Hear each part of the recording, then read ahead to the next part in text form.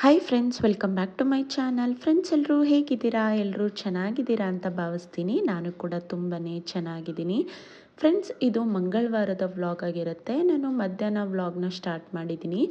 ಇವತ್ತಿನ ವ್ಲಾಗಲ್ಲಿ ನಾನು ಒಂದು ಎಲ್ರಿಗೂ ಇಷ್ಟ ಆಗೋವಂಥ ರೆಸಿಪಿನ ಶೇರ್ ಮಾಡ್ತಿದ್ದೀನಿ. ಈ ರೆಸಿಪಿ ಎಲ್ರಿಗೂ ಇಷ್ಟ ಆಗುತ್ತೋ ಇಲ್ವೋ ಗೊತ್ತಿಲ್ಲ. ಈ ರೀತಿ ಟ್ರೈ ಮಾಡಿ ನೋಡಿ, ಖಂಡಿತ ಎಲ್ರಿಗೂ ಇಷ್ಟ ಆಗುತ್ತೆ. ಅದೇನಂತಂದರೆ, ನಾನಿವತ್ತು ಹಸಿ ಅವರೆಕಾಳು ಯೂಸ್ ಮಾಡಿಕೊಂಡು ಕರ್ಮೀನ್ ಸಾರನ್ನ ಮಾಡ್ತಾಯಿದ್ದೀನಿ. ಇವಾಗ ಅವರೆಕಾಯಿ ಸೀಸನ್ ಇರೋದ್ರಿಂದ ಅವರೆಕಾಯಿಂದ ನಾವು ಎಲ್ಲ ರೀತಿ ಡಿಶ್ನ ಕೂಡ ಮಾಡ್ತೀವಿ ಅಲ್ವಾ? ಅದೇ ರೀತಿ ಕರ್ಮೀನ್ ಸಾಂಬಾರನ್ನ ಕೂಡ ಅವರೆಕಾಳು ಹಾಕಿ ಟ್ರೈ ಮಾಡಿ ನೋಡಿ, ಖಂಡಿತ ನಿಮಗೂ ಕೂಡ ಇಷ್ಟ ಆಗುತ್ತೆ. ನಮ್ಮ ಮನೆಯಲ್ಲಿ ನನ್ನ ಹಸ್ಬೆಂಡ್ಗೆ ಕರ್ಮೀನ್ ಸಾಂಬಾರು ಅಂದರೆ ತುಂಬಾ ಇಷ್ಟ. ಹಾಗಾಗಿ ನಾನಿವತ್ತು ಕರ್ಮೀನ್ ಸಾಂಬಾರನ್ನ ಮಾಡ್ತಾಯಿದ್ದೀನಿ. ಈ ಕರ್ಮೀನ್ ಸಾಂಬಾರನ್ನ ಮಾಡೋದಕ್ಕೆ ನಾನು ಯಾವುದೆಲ್ಲ ಇಂಗ್ರೀಡಿಯೆಂಟ್ಸ್ನ ತೊಗೊಂಡಿದ್ದೀನಿ, ಜೊತೆಗೆ ಯಾವ ರೀತಿ ಮಾಡ್ತಾಯಿದ್ದೀನಿ ಅಂತ ನೋಡ್ಕೊಂಡು ಬರೋಣ ಬನ್ನಿ. ಏನು ಮಾಡ್ತಾ ಇದ್ದೀರಿ ಇವತ್ತು? ಇವತ್ತು ಮಧ್ಯಾಹ್ನದಿಂದ ವ್ಲಾಗ್ ಸ್ಟಾರ್ಟ್ ಮಾಡಿದ್ದೀನಿ. ಇವತ್ತು ನಾನು ಮಧ್ಯಾಹ್ನ ಲಂಚ್ಗೆ ಕರ್ಮೀನ್ ಸಾರು ಮಾಡ್ತಾ ಇದ್ದೀನಿ. ಯಾರಿಗೆ ಫೇವ್ರೇಟ್ ಇದು? ನನಗೆ. ಹೌದಾ?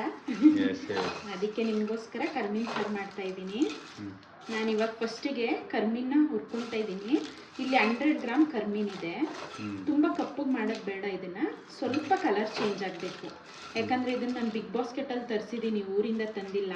ಇದು ಆಲ್ರೆಡಿ ಅವರು ರೆಡಿ ಮಾಡಿನೇ ಕೊಟ್ಟಿರ್ತಾರೆ. ನಮಗೆ ಸ್ವಲ್ಪ ಚೆನ್ನಾಗಿ ಮಾಡಿದ್ವಿ ಅಂತ ಅನಿಸ್ಬೇಕಲ್ಲ, ಅದಕ್ಕೋಸ್ಕರ ಸ್ವಲ್ಪ ಫ್ರೈ ಮಾಡಿಕೊಂಡು ನಂತರ ಇದನ್ನ ತೊಳೆದ್ಬಿಟ್ಟು ಹಾಕೊತೀನಿ ನಾನು. ಮತ್ತು ಈ ಸಾಂಬಾರಿಗೆ ಏನೆಲ್ಲ ಬೇಕು ಅಂತ ನೋಡೋಣ ಒಂದ್ಸಾರಿ, ಇಂಗ್ರೀಡಿಯೆಂಟ್ಸ್ ಏನೇನೆಲ್ಲ ಬೇಕಾಗುತ್ತೆ ಅಂತ. ಬನ್ನಿ.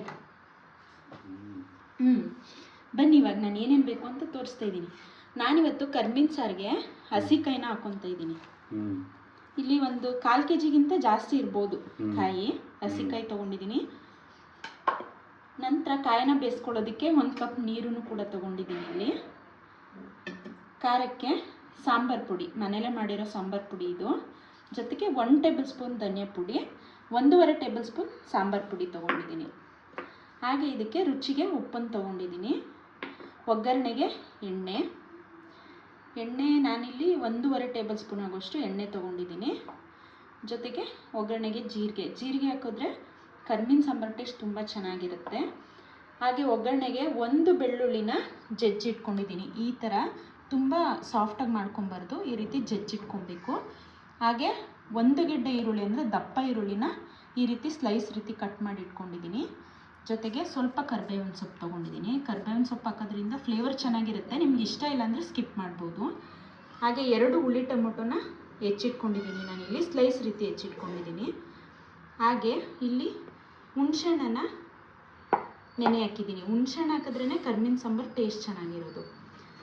ಈಗ ಇದಿಷ್ಟನ್ನು ನಾನು ಕರ್ಮೀನ್ ಸಾಂಬಾರು ಮಾಡೋದಕ್ಕೆ ಅಂತ ತೊಗೊಂಡಿದ್ದೀನಿ. ಈಗ ಯಾವ ರೀತಿ ಮಾಡೋದು ನೋಡೋಣ ಅಂತ ಬನ್ನಿ. ಫಸ್ಟಿಗೆ ನಾನಿಲ್ಲಿ ಹಸಿಕಾಯಿನ ತೊಗೊಂಡಿದ್ದೀನಿ. ನಾನು ಇದನ್ನು 2ರಿಂದ 3 ಸಾರಿ ಚೆನ್ನಾಗಿ ತೊಳೆದು ನಂತರ ಕುಕ್ಕರ್ಗೆ ಸೇರಿಸ್ಕೊಳ್ತಾ ಇದ್ದೀನಿ. ನಾನು ಫಸ್ಟು ಕಾಳು, ಟೊಮೊಟೊ ಎಲ್ಲದನ್ನು ಬೇಯೋದಕ್ಕೆ ಹಾಕ್ಕೊಂಡ್ಬಿಡ್ತೀನಿ, ಮಸಾಲೆ ಎಲ್ಲ. ಆ ನಂತರ ಕರ್ಮೀನ ಹಾಕ್ಕೊತೀನಿ. ಕಾಳೆಲ್ಲ ಚೆನ್ನಾಗಿ ಬೆಂದಮೇಲೆ ಒಟ್ಟಿಗೆ ಹಾಕಿದ್ರೆ ಕರ್ಮೀನ್ ಬೇಗ ಬೆಂದೋಗುತ್ತೆ, ಕಾಳು ಬೇಯಲ್ವಲ್ಲ, ಅದಕ್ಕೋಸ್ಕರ. ಈಗ ಹಸಿಕಾಯಿ ಹಾಕ್ಕೊಂಡಾಯಿತು. ನಂತರ ನಾನಿಲ್ಲಿ ನೀರನ್ನು ಸೇರಿಸ್ಕೊಳ್ತೀನಿ. ನಿಮಗೆ ಸಾಂಬಾರು ಸ್ವಲ್ಪ ಗಟ್ಟಿ ಬೇಕಂದರೆ ನೀರು ಕಡಿಮೆ ಸೇರಿಸ್ಕೊಳ್ಳಿ. ನಂತರ ಇಲ್ಲಿ ಹೆಚ್ಚಿಟ್ಕೊಂಡಿರೋಂಥ ಟೊಮೊಟೊ ಸೇರಿಸ್ಕೊತೀನಿ. ಈ ರೀತಿ ಮಾಡೋದ್ರಿಂದ ಕರ್ಮೀನ್ ಸಾಂಬಾರು ತುಂಬಾ ಡಿಫ್ರೆಂಟಾಗಿ ಟೇಸ್ಟಿಯಾಗಿರುತ್ತೆ. ಮತ್ತೆ ಮಾಡ್ಕೊಂಡು ತಿನ್ನಬೇಕು ಅಂತ ಅನಿಸುತ್ತೆ ನಿಮಗೆ. ನಂತರ ನಾನು ಇದಕ್ಕೆ ಸ್ವಲ್ಪ ಕರಿಬೇವಿನ ಸೊಪ್ಪನ್ನು ಹಾಕ್ಕೊತೀನಿ. ಹಾಗೆ ಸ್ವಲ್ಪ ಈರುಳ್ಳಿ, ಟೊಮೊಟೊ, ಕರಿಬೇವಿನ ಸೊಪ್ಪು, ಸ್ವಲ್ಪ ಬೆಳ್ಳುಳ್ಳಿ ಎಲ್ಲ ಹಾಕ್ಕೊಂಡ್ರೆ ಬೇಯಿಸೋದಕ್ಕೆ ಸಾಂಬಾರು ಟೇಸ್ಟ್ ತುಂಬ ಡಿಫ್ರೆಂಟಾಗಿರುತ್ತೆ. ನಂತರ ಇದಕ್ಕೆ ಸ್ವಲ್ಪ ಬೆಳ್ಳುಳ್ಳಿ, ಹಾಗೆ ರುಚಿಗೆ ತಕ್ಕಷ್ಟು ಉಪ್ಪು ಸ್ವಲ್ಪ ಜಾಸ್ತಿ ಇದೆ ಅನಿಸ್ತಿದೆ, ಅದಕ್ಕೆ ನಾನು ಸ್ವಲ್ಪ ಹಾಕ್ಕೊಳ್ತೀನಿ. ನಂತರ ಇದಕ್ಕೆ ನಾನು ಮಸಾಲೆನ ಹಾಕ್ಕೊತೀನಿ. ಸಾಂಬಾರು ಪುಡಿ, ಧನಿಯಾ ಪುಡಿ ಇದಿಷ್ಟು ಹಾಕ್ಕೊಂಡು, ಬೇಕಾದರೆ ಇದಕ್ಕೆ ಸ್ವಲ್ಪ ಜೀರಿಗೆ ಹಾಕ್ಕೊಂಡ್ರೂ ಟೇಸ್ಟ್ ಚೆನ್ನಾಗಿರುತ್ತೆ. ನಾನಿಲ್ಲಿ ಸ್ವಲ್ಪ ಜೀರಿಗೆನೂ ಕೂಡ ಹಾಕ್ಕೊಳ್ತೀನಿ. ಇದಿಷ್ಟನ್ನು ಹಾಕ್ಕೊಂಡು ಕುಕ್ಕರ್ ಇದನ್ನ ಕ್ಲೋಸ್ ಮಾಡಿ ನಾನು ಇದನ್ನು 4 ವಿಷಲ್ ಕೂಗಿಸ್ಕೊಳ್ತೀನಿ. 4 ವಿಷಲ್ ಬಂದಿದೆ. ಇದು ವಿಷಲ್ ಹೋಗೋದ್ರೊಳಗಡೆ ಒಗ್ಗರಣೆ ಮಾಡ್ಕೊಂಡ್ಬಿಡೋಣ. ಮಸಾಲೆ ಇಷ್ಟಪಡೋರಾದರೆ ಸ್ವಲ್ಪ ತೆಂಗಿನಕಾಯಿ ಎಲ್ಲ ರುಬ್ಬಿ ಹಾಕೊಂಡು ಮಾಡ್ಕೊಬೋದು. ಬಾಣಲಿ ಬಿಸಿ ಆಯಿತು. ಬಿಸಿಯಾಗಿರೋ ಬಾಣಲಿಗೆ ನಾನಿಲ್ಲಿ ಎಣ್ಣೆ ಹಾಕ್ಕೊಳ್ತಾ ಇದ್ದೀನಿ. ನಾನಿಲ್ಲಿ 1.5 ಟೇಬಲ್ ಸ್ಪೂನ್ ಎಣ್ಣೆನ ಹಾಕ್ಕೊಂಡಿದ್ದೀನಿ. ಎಣ್ಣೆ ಬಿಸಿ ಆಗಲಿ. ಎಣ್ಣೆ ಬಿಸಿಯಾಗಿದೆ. ಈಗ ನಾನೀಗ ಇದಕ್ಕೆ ಜೀರಿಗೆ ಹಾಕ್ಕೊಳ್ತಾ ಇದ್ದೀನಿ. ಜಜ್ಜಿಟ್ಕೊಂಡಿದ್ದೆ ಅಲ್ವಾ, ಬೆಳ್ಳುಳ್ಳಿ ಹಾಕ್ಕೊಳ್ತಾ ಇದ್ದೀನಿ. ನಂತರ ಇದಕ್ಕೆ ಹೆಚ್ಚಿಟ್ಕೊಂಡಿರುವಂಥ ಈರುಳ್ಳಿನ ಸೇರಿಸ್ಕೊಳ್ತಾ ಇದ್ದೀನಿ. ಹಾಗೆ ಸ್ವಲ್ಪ ಕರಿಬೇವಿನ ಸೊಪ್ಪು. ಇವಾಗ ಇದನ್ನು ಎಣ್ಣೆಯಲ್ಲಿ ಚೆನ್ನಾಗಿ ಫ್ರೈ ಮಾಡ್ಕೊಳ್ಳೋಣ. ಈರುಳ್ಳಿಲಿರೋ ಹಸಿ ವಾಸನೆ ಹೋಗಬೇಕು.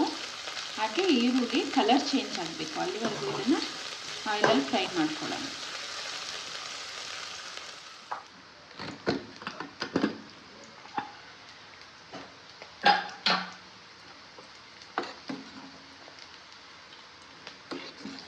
ಕಾಳು ಟೊಮೊಟೊ ಎಲ್ಲ ಬೆಂದಿದೆ ಚೆನ್ನಾಗಿ.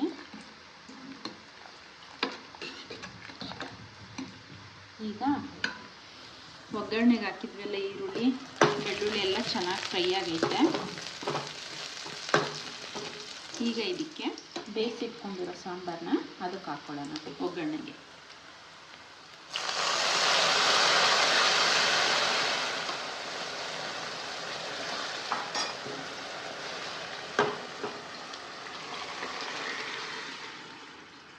ನಂತರ ಇದಕ್ಕೆ ನಾನು 4 ರಿಂದ 5 ಸಾರಿ ಚೆನ್ನಾಗಿ ತೊಳೆದಿಟ್ಕೊಂಡಿದ್ದೀನಿ ಹುರಿದಿರೋಂಥ ಕರಿಮೀನನ್ನ.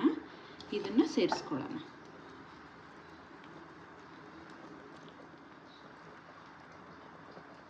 ನಂತರ ಇದಕ್ಕೆ ನಾನು ನೆನೆಸಿಟ್ಕೊಂಡಿದ್ದೆ ನೋಡಿ, ಎಷ್ಟು ಚೆನ್ನಾಗಿ ಅದು ನೆಂದಿದೆ, ರಸ ಬಿಟ್ಟಿದೆ. ಹುಣಸೆಹಣ್ಣನ್ನು ಹಾಕ್ಕೊತೀನಿ.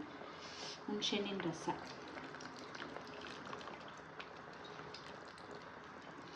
ಕರಿಮೀನು ಸಾರು ಹುಳಿ ಇದ್ರೇ ಚೆನ್ನಾಗಿರೋದು. ಈಗ ಒಂದು ಸಾರಿ ಇದನ್ನು ಮಿಕ್ಸ್ ಮಾಡ್ಕೊಳ್ಳೋಣ.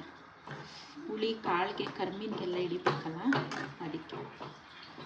ಹುಣಸೆಹಣ್ಣು ಇಷ್ಟ ಆಗಿಲ್ಲ ಅಂದರೆ ನಿಮಗೆ ಟೊಮೊಟೊನೇ ಹಾಕ್ಕೋಬೋದು. ಬಟ್ ಹುಣಸೆಹಣ್ಣು ಹಾಕಿದ್ರೆ ಟೇಸ್ಟ್ ಚೆನ್ನಾಗಿರುತ್ತೆ. ಇದು ನೋಡಿ, ಜಾಸ್ತಿ ತೆಳುನೂ ಅಲ್ಲ ಗಟ್ಟಿನೂ ಅಲ್ಲ. ಇದು ಕರಿಮೀನಿಗೆಲ್ಲ ಇನ್ನೂ ರಸ ಎಲ್ಲ ಇಟ್ಕೊಂಡ್ರೆ ಇನ್ನೂ ಗಟ್ಟಿಯಾಗಿ ಬರುತ್ತೆ ಸಾಂಬಾರು. ಮಿಕ್ಸ್ ಮಾಡಿಬಿಟ್ಟು ಈಗಲೇ ನಿಮ್ಗೆ ಬೇಕಂದರೆ ಉಪ್ಪನ್ನು ನೋಡ್ಕೊಬೋದು. ಸಪ್ಪೆ ಇದ್ದರೆ ಸ್ವಲ್ಪ ಉಪ್ಪನ್ನು ಸೇರಿಸ್ಕೊಬೋದು.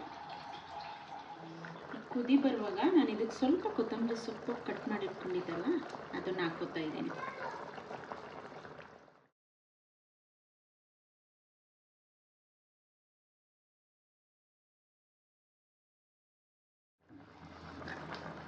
ಕೊತ್ತಂಬರಿ ಹಾಕ್ಬಿಟ್ಟು ಒಂದು ಸಾರಿ ನೀಟಾಗಿ ಮಿಕ್ಸ್ ಮಾಡ್ಕೊಳ್ಳೋಣ.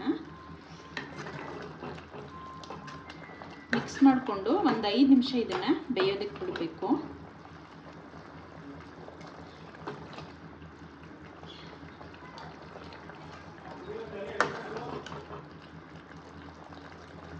ಕರಿಮೀನು ಇನ್ನು ಬೇಯಬೇಕಲ್ವ, ಅದಕ್ಕೆ ಒಂದು 5 ನಿಮಿಷ ಇದನ್ನು ಬೇಯೋದಕ್ಕೆ ಬಿಡೋಣ. ಓಕೆ, ಇವಾಗ ಸಾಂಬಾರು ನೋಡೋಣ.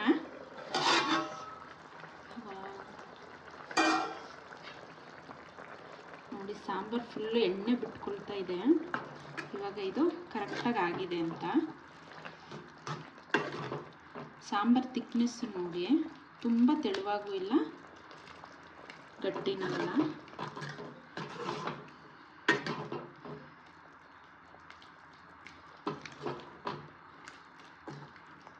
ಇದು ಮುದ್ದೆ ಜೊತೆಗೆ ರೈಸ್ ಜೊತೆಗಂತೂ ತುಂಬ ಚೆನ್ನಾಗಿರುತ್ತೆ.